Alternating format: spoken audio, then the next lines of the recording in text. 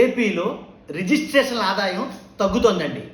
నేను అన్నమాట వాస్తవమే. ఎందుకంటే రికార్డుల పరంగా చెప్తున్నాం మనం. ఏదైనా ప్రూఫ్ ఉంటని చెప్తే లేకపోతే చెప్పం. ఏపీలో రిజిస్ట్రేషన్ ఆదాయం బాగా తగ్గింది.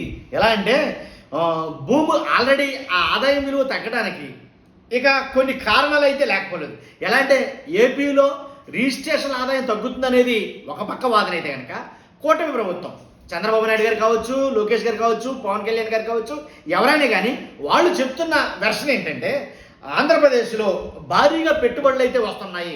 పెట్టుబడులు భారీగా వస్తున్నాయి, భారీ పరిశ్రమలు అలాగే ఫ్యాక్టరీలు రాబోతున్నాయి, అలాగే చాలా ఒప్పందాలు జరిగాయి, ఎంఓఏలు కుదుర్చుకున్నాం.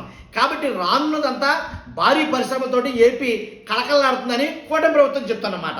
అంతేకాదు పరిశ్రమలు కానీ ఫ్యాక్టరీలు ఇలా ఇతరత్ర ఏమైనా కానీ క్యూ కడుతున్నాయి ఆంధ్రప్రదేశ్ రావడానికి. కాబట్టి ఆంధ్రప్రదేశ్లో స్వర్ణ యుగం రాబోతుంది అనేది చెప్తారు. ఎలాంటి ప్రచారం టీడీపీ ఎల్లో మీడియాలో కానీ లేదా వాళ్ళ మీడియాలో కానీ విస్తృతంగా అయితే ఉంది. ఆంధ్రప్రదేశ్లో ఫ్యాక్టరీలు పరిశ్రమలు ఇక ఏవైతే రానున్నాయో అన్నీ కూడా ఎప్పుడమ్మప్పటికి వచ్చేస్తున్నాయి, ఒకదాని తర్వాత ఒకటి క్యూ కడుతున్నాయని చెప్పేసి వాళ్ళు చెప్తున్నారు. కానీ వాస్తవాల్లోకి వెళ్తే ఏపీలో రిజిస్ట్రేషన్ ఏదైతే ఉందో వాటి ఆదాయం పడిపోయింది అనేది చెప్తున్నాయి, గణాంకాలు చెప్తున్నాయి, నేను చెప్పడం కాదు. ఎలా అంటే ఉదాహరణకి చూద్దాం, కొంచెం లెంత్ అయినా కంగారు పడుతూ వీడియో ఎండ్ వరకు చూడండి, ఒక అభిప్రాయం వస్తుంది మీకు. కాబట్టి ఇలాంటి వీడియోలు ఖచ్చితంగా ఫస్ట్ లైక్ చేయండి, ఎందుకంటే నాకు మోటివేషన్ కొంటుంది, ఎక్కువ మందికి ఇన్ఫర్మేషన్ పాస్ అవుతుంది. మీ అభిప్రాయాన్ని కామెంట్ రూపంలో తెలియజేయండి. ఎలా అంటే ఆంధ్రప్రదేశ్లో గత ఏడాది కంటే 800 కోట్ల రూపాయలు తగ్గుదల అయితే కనుక జరిగింది ఈ సంవత్సరం. గత ఏడాదితో పోల్చుకుంటే ఒక 800 కోట్లు తగ్గింది, నిజమండి. ఎలా అంటే 2023-24 సంవత్సరం ఆదాయం చూసుకుంటే 3600 కోట్ల రూపాయల ఆదాయం వచ్చింది. ఎప్పుడు 2023-24 చూస్తే కనుక. అదే 24-25లో 8800 కోట్లు ఆదాయం అయితే వచ్చింది. అర్థమైంది కదండి. అంటే 9600 కోట్లేమో 23-24 వస్తే 24-25లో 8800 కోట్లు వచ్చింది. కాబట్టి 800 కోట్ల రూపాయలు తగ్గింది అని చెప్తున్నాయి. కాబట్టి వాస్తవానికి 8800 కోట్లు రావడం కూడా చాలా కష్టాలు పడ్డది ఆంధ్రప్రదేశ్ ప్రభుత్వమే చెప్పాలి వాస్తవం మాట్లాడితే. ఎందుకంటే డాక్యుమెంట్ల సంఖ్య కూడా బాగా తగ్గింది. ఎలా అంటే నిరుడు అంటే గతంలో 22.25 లక్షల డాక్యుమెంట్లు రిజిస్ట్రేషన్ జరిగితే ఈ ఏడాది 20.20 లక్షల రిజిస్ట్రేషన్లు మాత్రమే డాక్యుమెంట్ మాత్రమే జరిగాయి. దీన్ని బట్టి అర్థమైపోతుంది ఆటోమేటిక్గా మనకి. కాబట్టి తగ్గింది, ఆదాయం తగ్గుతుంది, రిజిస్ట్రేషన్ ఆదాయం తగ్గింది. అదేంటిది రిజిస్ట్రేషన్ ఆదాయం తగ్గింది అని అలా చెప్తారు. ఆల్రెడీ భూముల విలువ పెంచారు, రిజిస్ట్రేషన్లో విధానాల్లో కొత్త మార్పులు తీసుకొచ్చారు. మరి ఎలా తగ్గిందంటే ఆల్రెడీ మనం చూస్తున్నదే రికార్డెడ్గా ఉన్న ప్రూఫ్తో చూస్తాం మనం. కాబట్టి వాస్తవానికి కూటమి ప్రభుత్వం వచ్చిన తర్వాత రియల్ ఎస్టేట్ రంగం కొంచెం ఆగిందని చెప్పాలి. ఎందుకంటే దాని ఫలితమే ఈ ఆదాయం తగ్గింది. కాబట్టి అందువల్లే ఆదాయం తగ్గడం వల్ల భారీగా తగ్గుదల అనేది కనబడుతుంది. కాబట్టి దీనికి అన్నిటికీ ప్రధాన కారణం ఏంటంటే ప్రజల్లో ఆదాయ మార్గాలు తగ్గాయి, ప్రజలకి ఆదాయం తగ్గింది, ప్రజల చేతుల్లో డబ్బులు లేవు, ఇది వాస్తవం.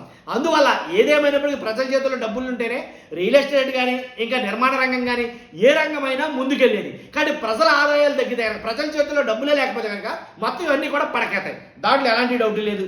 కాబట్టి ఈ రకంగా ఎలా అంటే కూటమి ప్రభుత్వం వచ్చాక రియల్ ఎస్టేట్ కొంచెం మందగమనం చెందింది అని చెప్పొచ్చు. రిజిస్ట్రేషన్ శాఖ ద్వారా వచ్చే ఆదాయం పడిపోయింది. రాబడిని పెంచేందుకు ఎన్ని ప్రయత్నాలు చేసినా చివరకు భూముల విలువ భారీగా పెంచారు.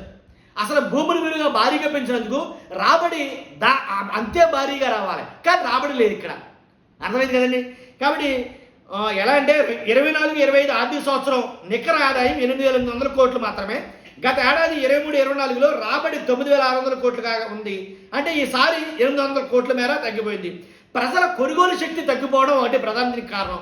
అంతేకాదు ఆస్తులు కొనుగోలు శక్తి తగ్గిపోతే ఆస్తుల క్రయ విక్రయాలు అనేవి పడిపోతాయి, ఇది అందరికి తెలిసిన విషయమే. కాబట్టి ఎప్పుడైతే ఆస్తుల క్రయ విక్రయాలు పడిపోయాయో రిజిస్ట్రేషన్ ఆదాయాలు మొత్తం తగ్గిపోయాయి. కాబట్టి చంద్రబాబు గారి ఏదైతే గవర్నమెంట్ వచ్చాక రియల్ భూమి కొంచెం తగ్గింది అన్నది వాస్తవాలు గణంగా చెప్తున్నాయి. కాబట్టి ఇంకోటి ఏంటంటే ప్రజలు నిజానికి రిజిస్ట్రేషన్ శాఖ ద్వారా 19,500 కోట్ల ఆదాయం సమకూర్చుకోవాలని ప్రభుత్వం పెట్టుకున్న టార్గెట్ ఇది. 13,500 కోట్లు కాబట్టి సమకూర్చుకోవాలని ప్రభుత్వం పెట్టుకున్న టార్గెట్ ఇది. కానీ వచ్చింది మాత్రం 8,800 కోట్లే, టార్గెట్ రీచ్ కాల. సాధారణంగా గత ఏడాది వచ్చిన నికర ఆదాయాన్ని బట్టి ఏడాది టార్గెట్ నిర్ణయిస్తారు. దాని ప్రకారమే ఈ ఏడాది 13,500 కోట్లు పెట్టారు.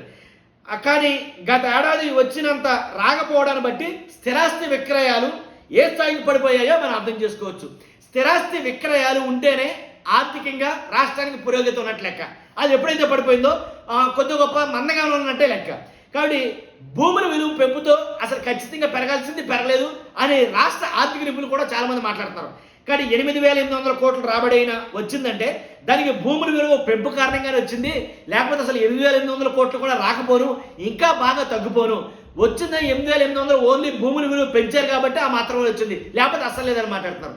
కాబట్టి ఫిబ్రవరి 1 నుంచి భూముల విలువను 40 నుంచి 50% మేర పెంచారు మొన్న ఫిబ్రవరి 1 నుంచి. కాబట్టి 40 నుంచి ఈ 50% మేర పెంచారు కాబట్టి దీంతో ఆదాయంలో కొంత తేడా వచ్చింది. ప్రజలపై భారం కూడా మోపకపోతే 8,000 కోట్లను కూడా అందుకోలేకపోయేవారమని అధికారులు చెప్తున్నారు. వాళ్ళ అధికారులే మాట్లాడుకున్న మాట్లాడి. కాబట్టి అలా చూసుకున్నా సరే లేదు, 2 లక్షల డాక్యుమెంట్లు తగ్గాయి వాస్తవానికి. ఎలాంటి డాక్యుమెంట్ల సంఖ్య కూడా భారీగా తగ్గిపోయింది. ఎలాగా 23-24లో చూసుకుంటే 22.5 లక్షల డాక్యుమెంట్లు రిజిస్టర్ అవగా ఈ ఏడాది వాటి సంఖ్య 20 లక్షలు మాత్రమే, అంటే 2 లక్షల మేర తగ్గిపోయాయి. అదే వైఎస్ఆర్సీపీ హయాంలో చూసుకుంటే కనుక రిజిస్ట్రేషన్ల సంఖ్య భారీగా ఉండేది. 2022లో 25 లక్షల డాక్యుమెంట్లు రిజిస్టర్ అయ్యాయి వైఎస్ఆర్సీపీ హయాంలో. అయితే కనుక 2022లో చూసుకుంటే 25 లక్షల డాక్యుమెంట్లు రిజిస్టర్ అయ్యాయి. చంద్రబాబు నాయుడు గారి హయాంలో చూసుకుంటే కనుక 5,000 కోట్లలో ఉన్న రిజిస్ట్రేషన్ శాఖ ఆదాయం 10,000 కోట్ల దగ్గరికి చేరింది. అలాగే వైఎస్ జగన్ గారి హయాంలోనే ఇప్పుడు దానిని చేరుకోలేక చంద్రబాబు గారి ప్రభుత్వం ఆపసోపాలు పడుతుందనేది ఆర్థిక నిపుణులు మాట్లాడుతున్న మాట. కాబట్టి ప్రజల ఆదాయం తగ్గిపోవటమే వీటన్నిటికీ ప్రధాన కారణం. అసలు ప్రజల ఆదాయం గణనీయంగా తగ్గిపోయింది అనేవి కొన్ని సర్వేలు చెప్తున్నమాట. కానీ ప్రజల ఆదాయం తగ్గిపోవడం వల్లే రిజిస్ట్రేషన్లలో కూడా ఆదాయం తగ్గింది అనేది మాట్లాడతారు. ప్రజల ఆదాయ మార్గాలు పడిపోవడంతో స్థిరాస్తి లావాదేవీలు పెద్దగా జరగడం లేదు, రాష్ట్రానికి భారీగా పెట్టుబడులు వస్తున్నాయని, పరిశ్రమలు క్యూ కడుతున్నాయంటూ చంద్రబాబు నాయుడు గారు ఎల్లో మీడియా చేసే ప్రచారం అంతా ప్రజలు మభ్యపెట్టడానికేనని స్థిరాస్తి లావాదేవీలు స్పష్టం చేస్తున్నాయి. వాళ్ళు చెప్పే మాటల్లో కొంతైనా నిజం ఉంటే కనుక, నిజంగా రాష్ట్రంలో పరిశ్రమలు వచ్చేసి అన్ని ఇబ్బడిమొబ్బడిగా ఉంటే కనుక ఆటోమేటిక్గా స్థిరాస్తి క్రయ విక్రయాలు పెరుగుతాయి. ఇప్పుడు నా దగ్గర ఫర్ ఎగ్జాంపుల్ నేను ఉన్నానండి, నాకు ఎప్పుడు ఉండేటట్టు కాకుండా నాకు భారీగా లాభాలు వచ్చి నాకు మంచి ఆదాయం ఉంటే కనుక ఎప్పుడు చూడండి. ఫర్ ఎగ్జాంపుల్ ఎప్పుడు 1,00,000-2 లక్షలు వచ్చే ఆదాయం ఒకేసారి ఒక 20-30 లక్షల రూపాయల ఆదాయం వచ్చిందని అనుకుందాం, బాగా పెరిగింది అనుకుందాం. అప్పుడు దేంట్లో పెట్టుబడి పెడతాం? మనం ఖచ్చితంగా స్థిరాస్తి మొత్తానికి ఎక్కడో దగ్గర స్థలమో పొలమో ఇల్లు ఏదో ఒకటి స్థిరాస్తి అనేది మనం కొంటామో కొనమా, ఎందుకంటే చేతులైన డబ్బులు ఉన్నాయి కదా. కాబట్టి ఆ రకంగా నాకు ఆదాయం పెరిగితే స్థిరాస్తి కొంటాను. స్థిరాస్తి కొంటే ఆటోమేటిక్గా రిజిస్ట్రేషన్ శాఖలో అది నమోదవుతుంది. కాబట్టి స్థిరాస్తి క్రయ విక్రయాలు జరిగితే కనుక రిజిస్ట్రేషన్ ద్వారా ప్రభుత్వానికి అదనపు ఆదాయం సమకూరు. అది జరగలేదు అంటే నాకు ఆదాయం లేదు.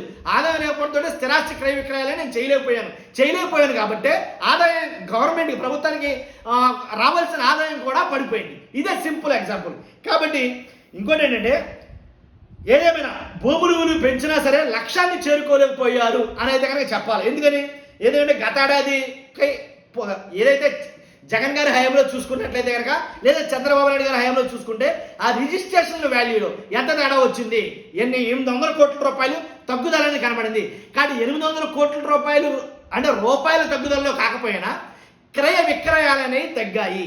ఇది మెయిన్ ఇంపార్టెంట్. కాబట్టి ఆటోమేటిక్గా మన రాష్ట్రానికి ఫ్యాక్టరీలు వస్తూ ఉండి పరిశ్రమలు మంచి పరిశ్రమలు వస్తూ ఉండి అలాగే మన రాష్ట్రానికి పెట్టుబడులు వస్తూ ఉంటే కనుక అసలు క్రయ విక్రయాలన్నీ పెరుగుతాయి. ఎందుకంటే గణనీయంగా ప్రజల్లో ఆర్థిక పరిస్థితి మెరుగ్గా ఉంటుంది, బాగుగా ఉంటుంది. అప్పుడు క్రయ విక్రయాలు పెరుగుతాయి. అలా లేదు కాబట్టి క్రయ విక్రయాలు తగ్గాయి. ఆటోమేటిక్గా ఆంధ్రప్రదేశ్ ఆదాయం రిజిస్ట్రేషన్ ఆదాయం అనేది తగ్గింది. ఇదండి నేను క్లియర్ కట్గా మీకు చెప్పాలనుకున్నది. కానీ చూస్తున్నా మీరు అందరూ కూడా మీ అభిప్రాయం ఏంటి? ప్రజల ఆదాయ పరిస్థితులు ఎలా ఉన్నాయి? ఆదాయం పెరుగుతుందా, ప్రజలదే తగ్గిందా?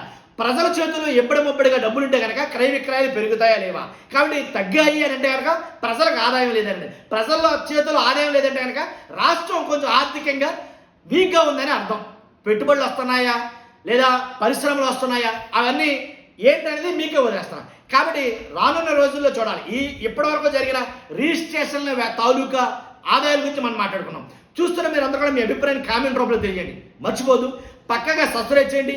కొత్త వాళ్ళైతే మన ఛానల్ సబ్స్క్రైబ్ చేయండి. ఫస్ట్ అయితే లైక్ చేయండి. నాకు మోటివేషన్ ఎక్కువ మందికి వీడియో షేర్ అవుతుంది. Thank you very much.